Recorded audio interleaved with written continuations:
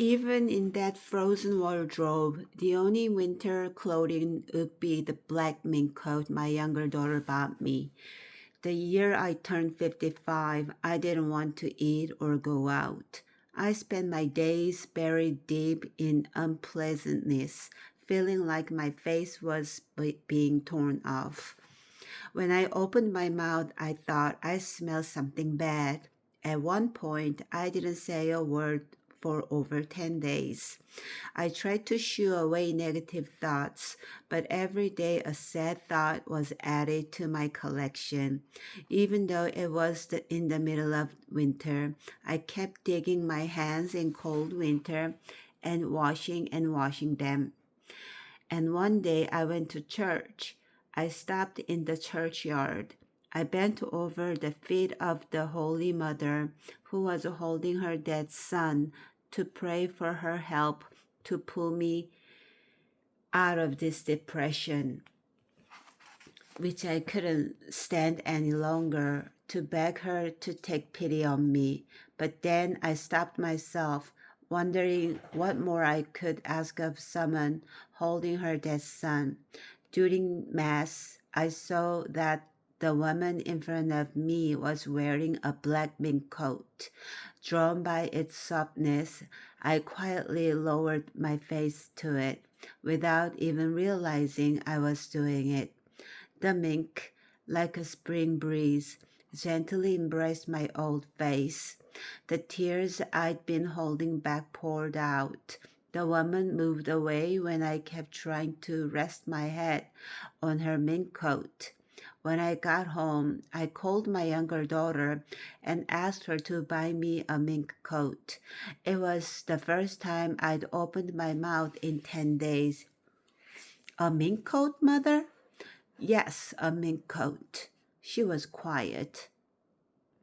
Are you going to buy me one or not? It's not that cold this year. Do you have summer to wear a mink coat too? Yes. Are you going somewhere?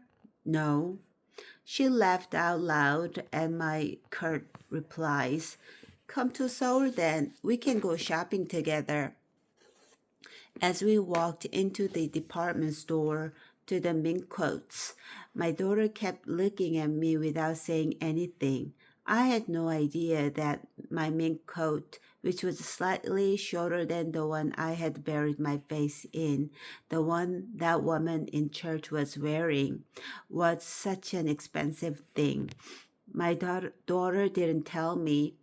When we went home with the mink coat, my daughter-in-law's eyes bulged. A mink coat, Mother? I was quiet. You are so lucky, Mother, to have a daughter who buys you expensive things like this. I haven't even been able to buy my mother a fox scarf. They say a mink gets handed down for generations. When you pass away, you should leave it to me.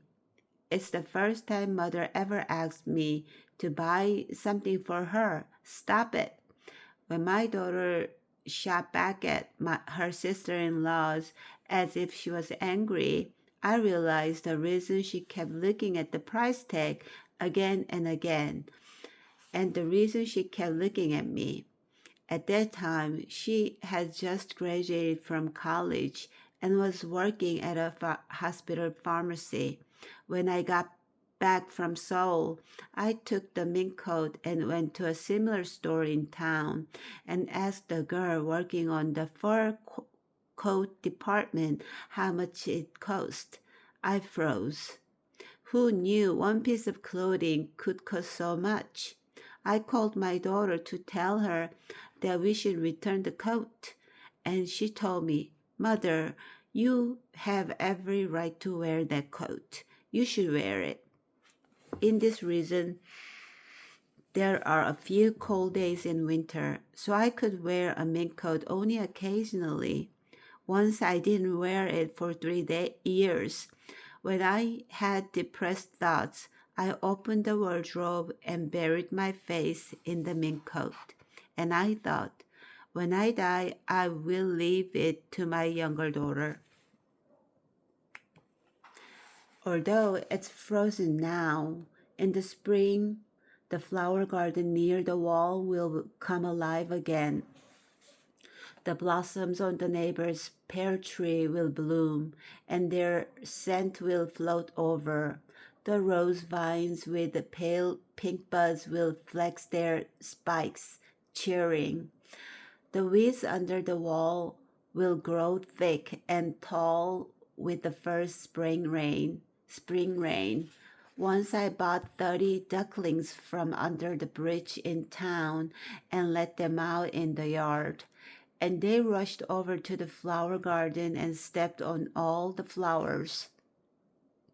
When they ran around in packs with the chicks, it was hard to tell which were ducklings and which were chicks. Anyway, in the spring, the yard was noisy because of them.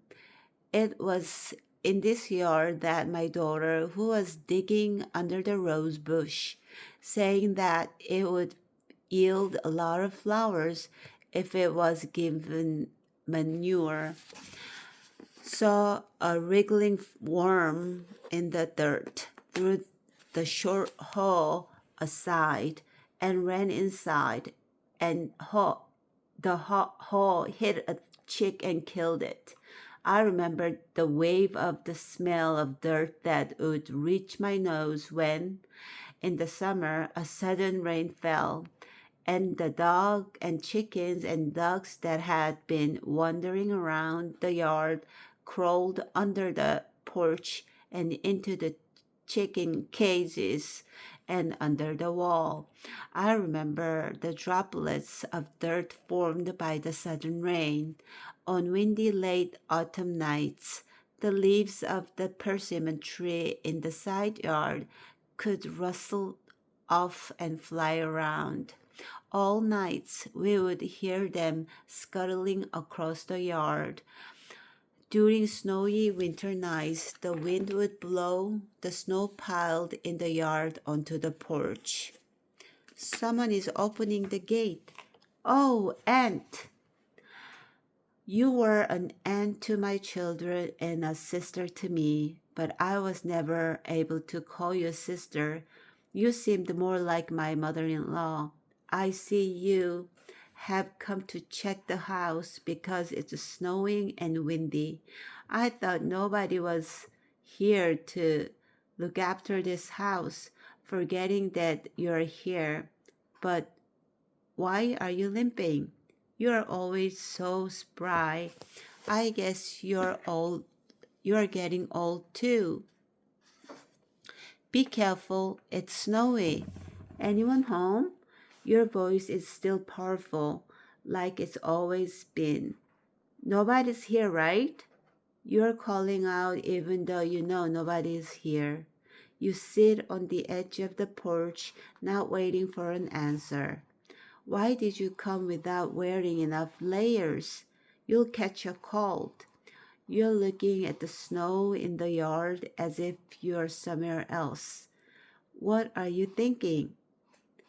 It feels like someone's here, halfway to being a ghost, and I don't know where you're wandering about when it's this cold. Are you talking about me?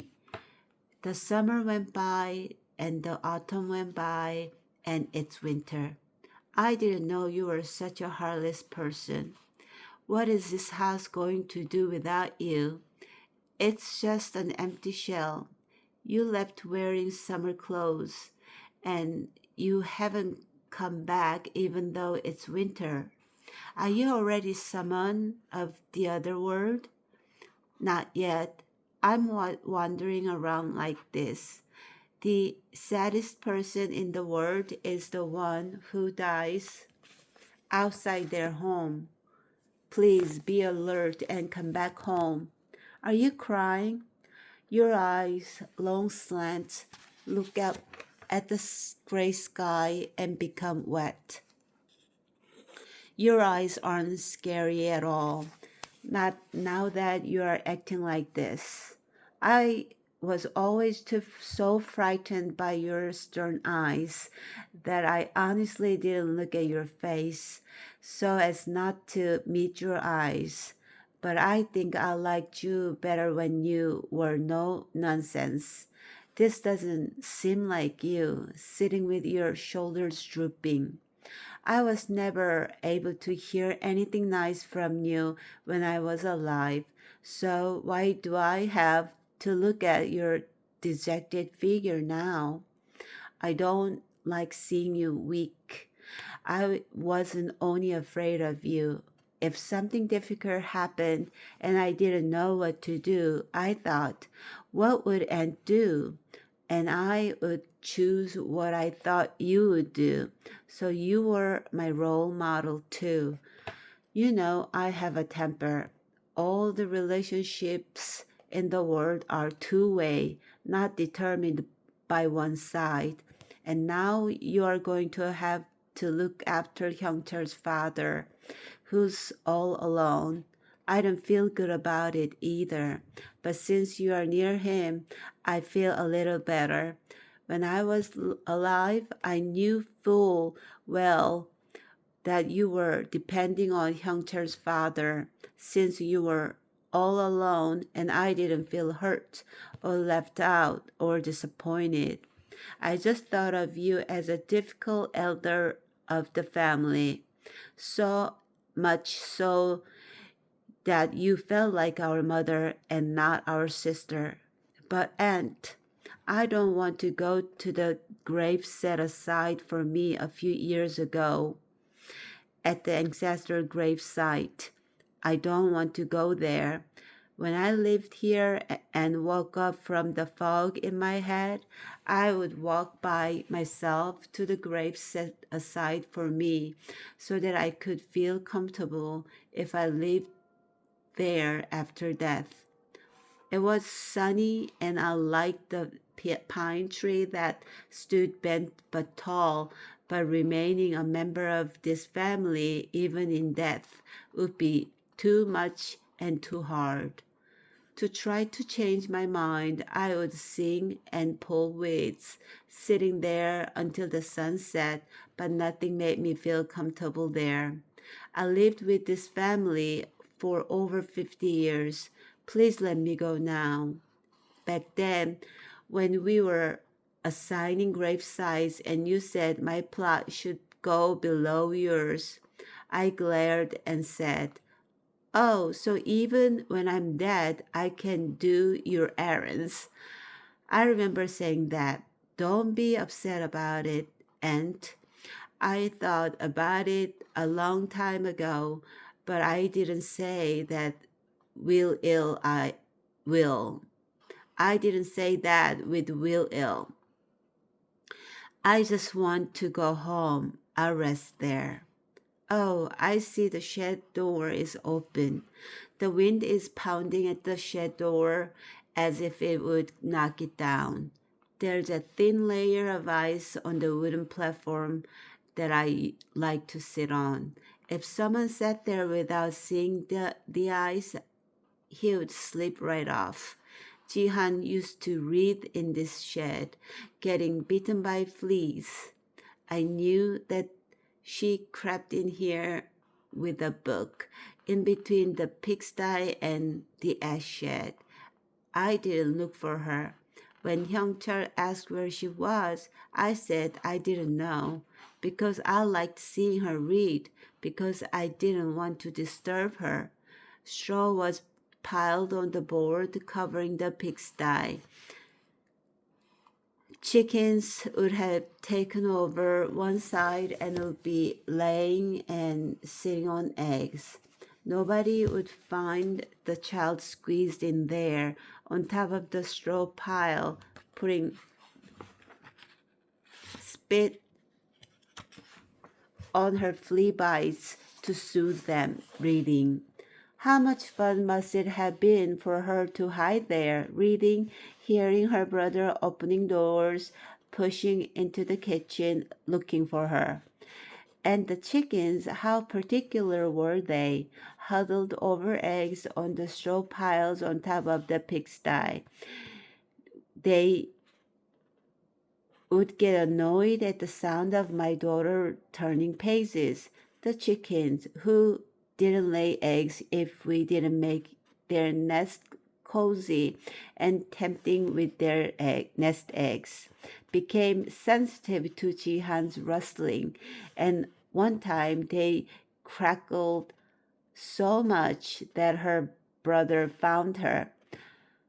What did she read? Hidden quietly in the shed, with a pig grunting next to her and the chickens clucking above her, and the hoe and rake and shovel and all kinds of farm equipments and straw around her. In the spring, the dog, growling, would lie down with her net litter under the porch, where the family's winter shoes were scattered. You could hear the water dripping from the eaves. The gentle dog, why did she get so aggressive when she had pups? Unless you were a member of the family, you couldn't get near her. When she had a litter, Hyungchul would repaint the sign on the blue gate and always hung there, the one that said, beware of the dog. Once I took a puppy from the porch while the dog was sleeping after her dinner, put it in a basket, covered it with a cloth, and with my hand covered where I thought the eyes were, and brought it to Aunt's. Why are you covering its eyes when it's so dark out, mother? Asked my younger daughter, following me. She looked confused even after I explained that if I didn't do it, the pup would find its way home. Even though it's so dark? Yes, even though it's this dark. When the dog discovered that her puppy was gone, she refused to eat and lay around ill. She had to eat to make enough milk to feed the other puppies so they could grow. It looked like she would die if I left her alone, so I brought the pup back and pushed it next to her, and the dog started eating again. That dog lived under that porch. Oh, I don't know where to stop these memories. The memories that are sprouting all over the place like spring greens. Everything I forgot about is rushing back. From the rice bowls on the kitchen shelf to the big and little clay jars on the condiment ledge, from the narrow wooden stairs to the attic to the pumpkin vines spreading thick under the dirt wall climbing up. You shouldn't leave the house to freeze like this. If it's too much, ask our younger daughter-in-law for help. She always carefully looked after their house, even though it wasn't their own. She has an eye for this kind of thing, and she's exact and warm. Even though she works, her house is always sparkling clean, and she doesn't even have a cleaner. It is If it's hard to maintain the house, try talking to her. I'm telling you, if she touches an old thing, it becomes new. Don't you remember how they ran it? In the redevelopment area, a brick house that the owner didn't maintain, and she mixed cement with her own hands and repaired it. A house taken on the characteristics of its occupants, and depending on who lives in it, can become a very good house or a very strange house. When spring comes, please plant some flowers in the yard and rub down the flowers and fix the roof that collapsed from the snow. A few years ago, when someone asked you while you were drunk where you lived, you said Yokcheon-dong, even though it's been 20 years since Hyungcheol left Yokcheon-dong, even though Yokcheon-dong has become faint even in my memory. You never really showed happiness or sadness. When Hyungchul bought his first house in Yokcheon-dong in Seoul, you didn't say much, but in your heart, I suppose you were very proud. And that's why when you were drunk, you forgot about this house and you named that house where we would go 3 or 4 times a year, like guests, and stay 1 or sometimes 2 nights. I wish you would think about this house in that way. Around this house, small flowers bloomed every year and lived prettily until they faded in the corner of the yard or near the backyard without my having to plant them. In the yard and under the porch and in the backyard, something was always coming or going or dying. Birds landed on the clothesline as if they were talking laundry, and they played and chattered and twittered. I do think that a house starts resembling the people who live there.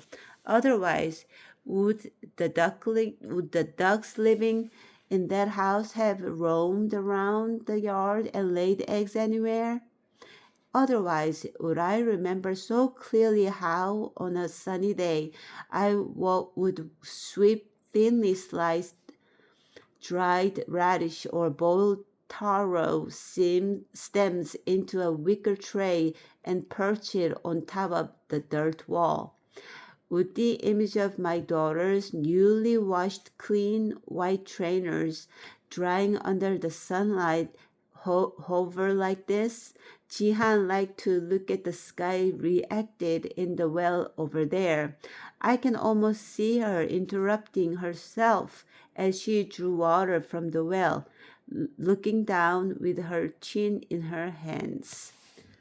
Be well. I'm leaving this house now.